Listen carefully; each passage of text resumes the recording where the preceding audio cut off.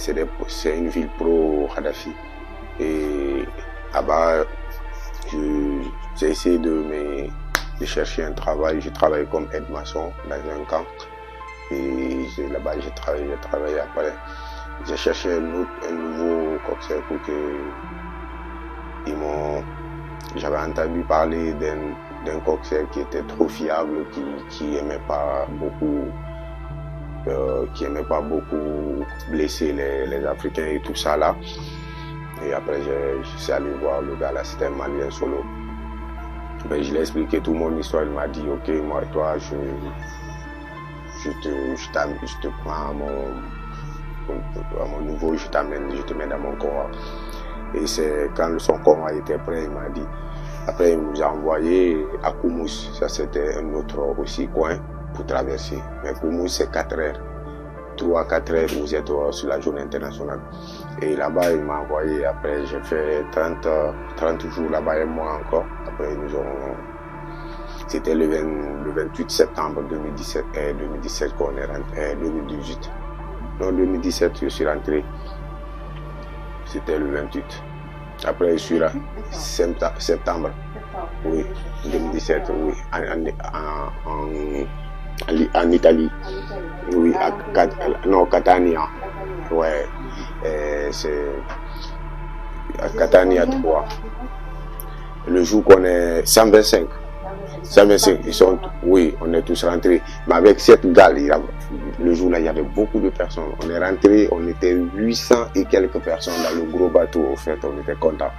Et on est rentré dans le gros bateau.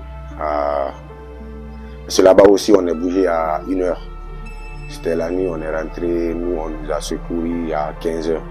Parce qu'on a duré quand même un peu avant qu'il y avait beaucoup de gales, beaucoup de personnes à prendre dans les petits bateaux. Et après, on a fait 2 jours avant qu'on se coste de l'Italie, à Catania, c'est au sud de l'Italie. Un parcours semé d'embûches entre la terre et la mer que Moussa a dû supporter pour enfin humer l'air européen. Comme Malik et Nakata, Moussa a aussi cru que tout était accompli, mais c'était loin d'être terminé.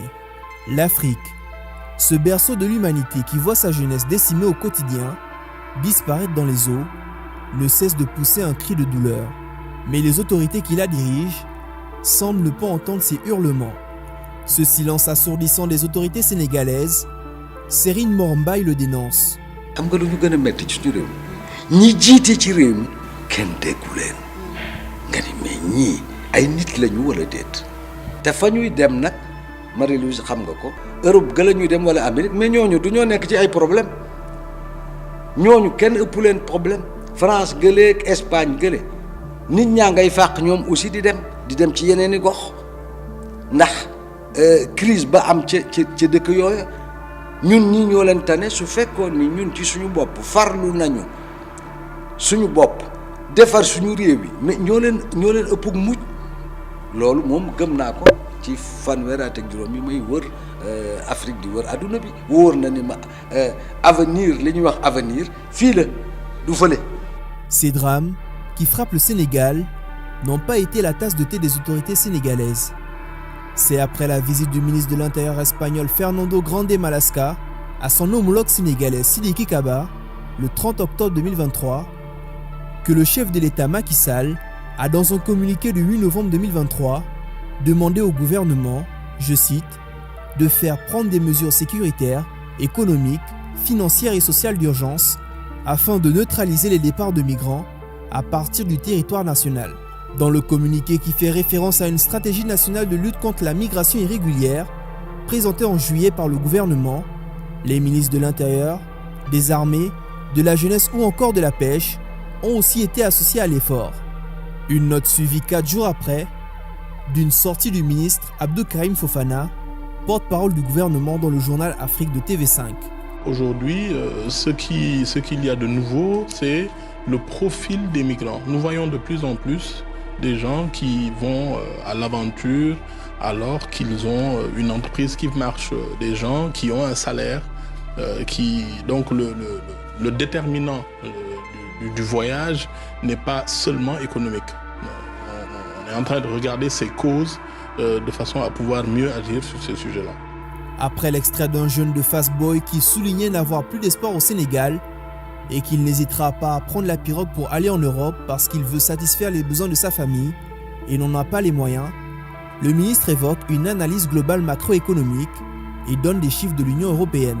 Alors, vous dites que les déterminants de ces départs ne sont pas uniquement économiques, ne sont pas uniquement causés par l'emploi. C'est pas du tout ce que nous disent les personnes qui viennent de ces villages-là. Qu'est-ce que vous avez à répondre à leur détresse quand ils vous disent manquer d'espoir? Oui, nous avons une analyse globale macroéconomique. L'ANSD, dans le dernier recensement général de la population, nous dit ceci. Il y a des Sénégalais qui migrent. D'ailleurs, l'Union européenne nous dit que le Sénégal n'est que le 18e pourvoyeur de migrants irréguliers en Europe. 18e, moins de 2% de ceux qui arrivent. Ça, ce sont les statistiques de l'Union européenne. L'ANSD, l'Agence nationale de la statistique et de la démographie, nous dit qu'il y a plus de migrants qui s'installent au Sénégal que de migrants sénégalais qui vont à l'extérieur. Et la particularité des migrants sénégalais, c'est qu'au bout de 3 ans, ils reviennent chez eux. Et ceux qui viennent au Sénégal, en général, ils ne partent pas parce que c'est un pays stable et c'est un pays qui est dans une dynamique de développement. Tout de même, en termes de chiffres, on parle quand même de plus de 32 000 migrants. On parle quand même de migrants qui partent essentiellement du Sénégal. On parle de la route des Canaries, mais il y a aussi des routes qui sont nouvelles. De nouvelles routes se sont ouvertes par l'Amérique latine, par la Turquie également.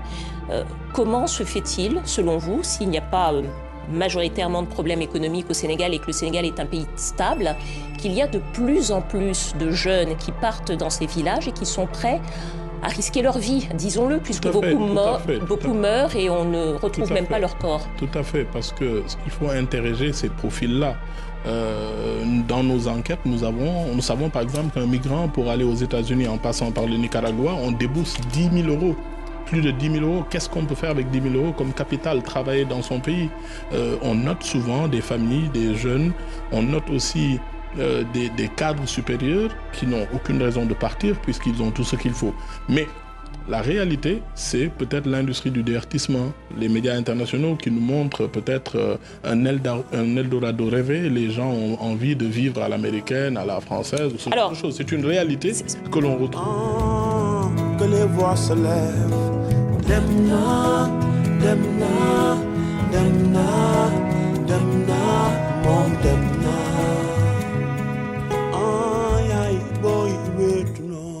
Ce silence coupable des dirigeants, Maître Lamine Dobassi, avocat au barreau de Toulouse, l'explique froidement.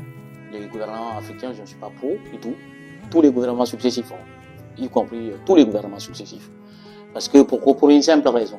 Parce que pour moi, dès l'instant que les fonctionnaires sont beaucoup plus riches que les chefs d'entreprise, pour moi, il n'y a pas de gouvernement. Déjà, je suis clair là-dessus. Les fonctionnaires sont plus riches que les chefs d'entreprise. Pour moi, c'est pas de la gouvernance. Alors, donc, je ne suis pas pro-gouvernement.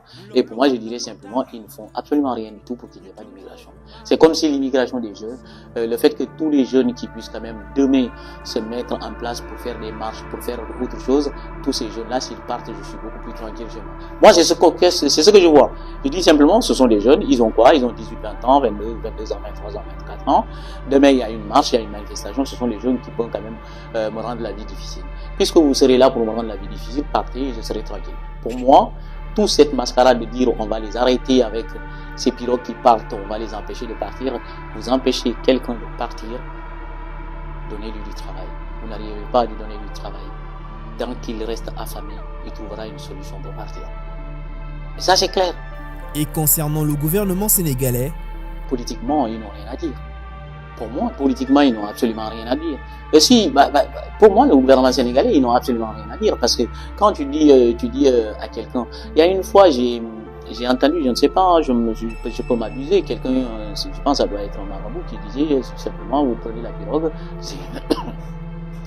si vous savez que vous allez mourir là-bas, c'est du suicide. J'ai interprété ces paroles, j'ai dit, peut-être il a dit ça, mais lui-même, il n'a pas compris ce qu'il a dit. Quelqu'un qui, pour aller chercher pitance, accepte le suicide pour pouvoir se sauver et sauver sa famille. Est-ce que vous pouvez quand même interpréter ce degré Vous pouvez interpréter ce degré de désespoir. Ce degré de désespoir. Ce n'est pas quelqu'un qui a une idée suicidaire. Comme psychologiquement, il va pas bien, tout et tout. Mais c'est quelqu'un en bonne santé, en âme et conscience, avec la force physique qu'il faut pour travailler. Qui te dit, soit je vais mourir, mais je ferai de sorte que mes parents puissent être dans de bonnes conditions. Celui qui vend sa vie pour pouvoir sauver ses parents. Pour moi, les autorités sénégalaises, ils ne prennent pas conscience du mal. Ils ne prennent pas conscience du mal.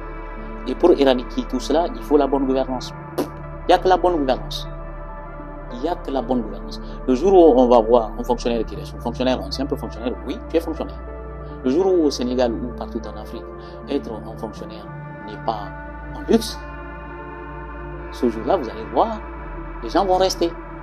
Mais tant que être un fonctionnaire devient un luxe, restera un luxe, ça ne sera pas le cas. Par exemple, si vous venez ici être un fonctionnaire, ce n'est pas tout à fait un luxe. Pas du tout. Ah, c'est un agent de la mairie, c'est pas ce qui va attirer les gens. C'est un chef d'entreprise, oui. Il a monté sa boîte, oui. Mais ce n'est pas parce que... vous savez, j'ai un ami sénégalais qui est inspecteur des finances. Hein. C'est un Sénégalais, il est inspecteur des finances. L'inspecteur des finances, c'est à la fois, par exemple, tu prenais inspecteur du trésor et inspecteur des impôts et domaines, tu les mettais en même temps. L'inspecteur des finances. Ça ne fait pas de lui un riche. Hein. Il a un salaire comme tout le monde. Ici en France, ici en France, mais au Sénégal, il serait milliardaire. Hein. Oui, bien évidemment, parce que lui, c'est ça. Et puis, c'est pas le seul Sénégalais. Hein. Il y a d'autres Sénégalais. Oui, d'autres Sénégalais. Donc, en fait, c'est que jusqu'à présent, les gens, ils ne comprennent pas. C'est pour cela que j'ai bien compris, effectivement, l'éveil des consciences au Sénégal. L'éveil des consciences, il faut comprendre une chose. C'est que les jeunes ne sont pas dans la même perception. Ils ne sont pas dans la même perception de fonctionnaire comme autant. C'est-à-dire, tu es fonctionnaire, tu viens avec de très jolies voitures tout de suite, tu te présentes, et que les gens te regardent comme tu étais un extraterrestre. Les gens te regardent plus comme ça. Les gens commencent à se questionner. Comment il a eu ça? Et dès l'instant qu'on arrive au stade où les gens vont se questionner sur comment tu as eu ça, rassure-toi, ils vont te demander des comptes. Ils vont commencer à te demander des comptes. Ça, c'est clair et net. Et ceux qui ne l'auront pas compris dans leur fonctionnement, ils vont penser que la politique serait simplement pour eux. Je viens, je vais faire le bavardage inutile qu'on faisait avant. Ça ne sert plus à rien.